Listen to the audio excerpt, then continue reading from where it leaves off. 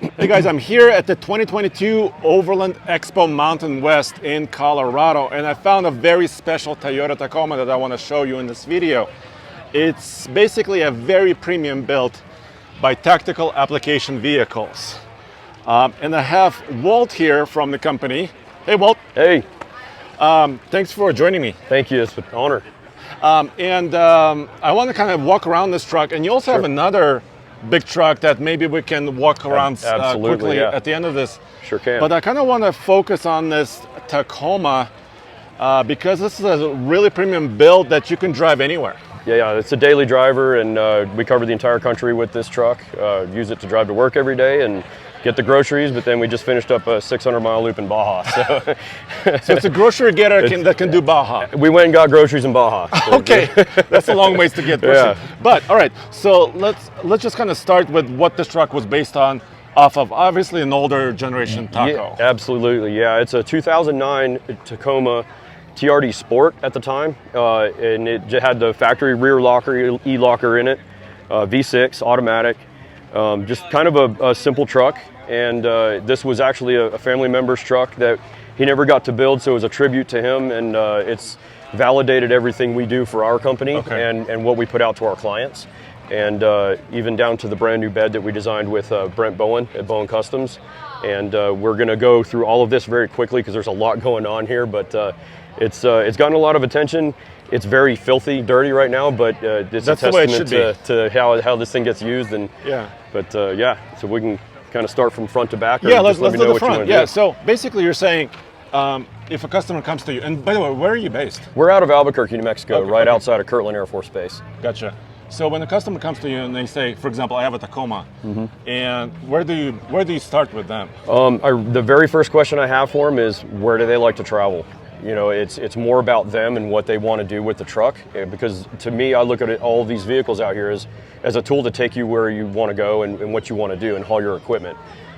It's a tool just like the equipment that you're taking and putting in it. So I got to kind of find out who they are, how many people they travel with, the kind of traveling they like to do, and what they're going to be carrying and how it's got to work. So the suspension setup that we have on this truck, on any truck, is literally considered last because it's there to suspend the truck off of the ground like we spoke about. But once you set that moving mass in motion with the new camper on it, all of your water, all of your gear, now it weighs heavier. Yeah. So it's got to talk to the ground correctly once it's in motion. So you're approaching it as kind of a holistic approach, right? Correct, yeah. How much gear you want to carry, where do you want to go? So tell me about this. This is kind of the ultimate, right? Yeah, this would be the top end of what we would put together. This is what we call our stage 3 suspension approach, but that focuses on everything from power in the engine down to gearing in the differentials for the tire size that's going to be used, and then what the suspension has to do. So this truck is actually 3.5 inches wider per side than a stock vehicle. Yeah. So that allows us enough room for a 37-inch tire to turn correctly and move through its suspension travel, both compression and rebound, without having to preload our coilover to lift the truck way up in the air. We can keep the truck very, very low, but the wheelbase of this truck is very, very long. So the tire size is appropriate for the wheelbase, creating to get the clearances, right? Exactly. So the front diff on this truck is still pretty high off the ground, just naturally standing there with the tire size. But that tire size also gives us small bump compliance in the sidewall height.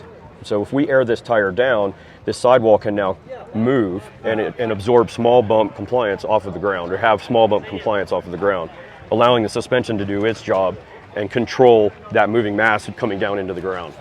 Am I looking at like 2 different shocks? Correct. Yeah, so this is our spring, and this is what's suspending the truck up off of the ground, but all of the dampening and the talking to the ground is happening inside this shock and these reservoirs, and then these are bypass tubes that you can tune its resistance as the suspension collects. So you can either allow it to be completely open, or you can slow that down incrementally as it compresses.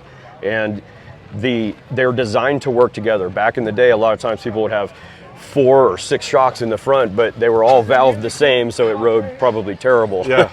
But these are designed to work in tandem. And we send a build sheet to King every single build to get the correct internal valving, both compression and rebound. And also working with spring rates, right? Absolutely, yeah. Spring rates are also very important. So there's a leaf in the back. Correct. So we work with Alcan Spring on every set of springs because we also tell him exactly what we're going to be carrying on this truck, how much weight it has to be able to handle, but it's a progressive rate as well. So as you load this thing down, you're in one spring rate, but as you load it, you're engaging that next spring rate, and it supports itself better without compressing down through its stroke. So then, so that's the suspension system riding on 37s. Correct. And then let's pop the hood really quick, because you mentioned power. So by the way, fenders, of course, are. Do you build them yourself? Or? No, there are a lot of companies out there that make really good fenders. Yeah. These are McNeil Racing fenders. Okay. They're hand-molded fenders that go into the factory fender locations, like bolt holes and things like that. But we can trim and shape as needed, and that is a much larger wheel opening, but it's also wider. So this tire can compress and fill that space without ripping your factory fender off. Yeah. So what we try to do, we try not to get too internal on the motors on performance. We want to keep the factory reliability of the Toyota motor. So Magnuson, we've been working with them for a long time, but Magnuson is a very non-intrusive addition of power. So this is a Magnuson supercharger, and they also provide the tune that we need to make the fuel air, make sure everything will work correctly with force induction, power. We seriously just run a K&N air filter, and that keeps the mapping correct for the tune that they send. And I haven't dynoed this truck yet, but we are geared for it, and I plan on dynoing it just out of curiosity. But our shop is at about 5,500 feet above sea level. Yeah. I live at 7,000 feet, but we will see anything from sea level to 13,000 feet on the same trip. So a supercharger like this helps you run very safe highway speeds, and you can pass people, you can pull a long grade, you can pull through deep sand. It's really at highway speeds or where you need a high demand of power. And also, Magnuson's been in the business for many, many years. Many years, yes. A lot of people understand it. You could fix it in many different places, right? Absolutely. We got great support from them. If we ever have a question about something or anything warranty issue, they've been awesome with working with. So you have the dual battery setup here. Correct. Air compressor? Yeah, so this runs the air lockers front and rear, okay. And it's switched on the inside of the cab, and that's its only job. A lot of people, you can run an air compressor for airing up tires and things like that, but this is just a light duty air compressor that is regulated at 90 PSI to run the lockers properly. Very cool. And of course you have a winch. I mean, this is basically, I would call it an expedition vehicle. Absolutely, yeah. Because it can do basically anything you want to throw at it. Correct. Well, let's look at kind of how it's set up in the back. Sure. So this is, the interior is pretty much stock. We got show stuff in the back, so it's kind of a mess. But we took this seat out, and it's a goose gear drawer system, so you can kind of actually see that. It's a mess. We got camera gear and stuff in here. I see. But yeah, so we can carry fluids, things like that in here. Whatever, cleaning gear, little battery jump pack, stuff like that. We use There's for the still shows a seat over there, though. Correct, yeah. My daughter sits over there. My dog would have her dog bed right on top of that, so everybody has a spot. But, so working air, we work with Oasis compressors, and this is the gnarliest compressor I've ever used. I love this thing. You can see something like that on a dump truck, but we use it for filling up 37-inch tires, blowing dust off of gear. We don't really use air tools anymore. We have battery-powered tools we carry around, so but we can carry all of our tools in the bed compartments here. So air tools, plenty of room for all kinds of stuff. This one, we have one of our options is a closed compartment there. The house battery for the camper, though, we tried to separate that, is right here. So our house battery's right here with a DC charger.